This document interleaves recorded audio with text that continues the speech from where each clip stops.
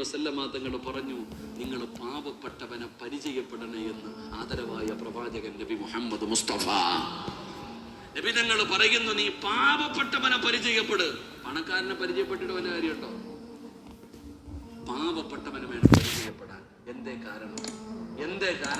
എന്റെ പൊന്നാര ചങ്ങാതി, ലോകത്ത് കടന്നു വന്ന 1,24,000 പരം വരുന്ന പ്രവാചകന്മാർ, ഈ പ്രവാചകന്മാരിൽ ഏറ്റവും അവസാനം സ്വർഗത്തിൽ പോകുന്ന നബി ആരാ?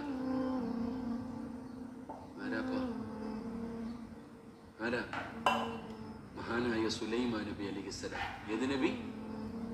ഉറക്കെ പറ, ഏത് നബി? എന്തുകൊണ്ടാ? ലോകത്തിലെ ഏറ്റവും വലിയ സമ്പന്നനായ നബി ആരായിരുന്നു? എന്നാ സ്വർഗം തുറക്കുന്ന ആരാ? മഹാനായ അഷ്റഫുൽ ഖൽഖ് നബി മുഹമ്മദ് മുസ്തഫ.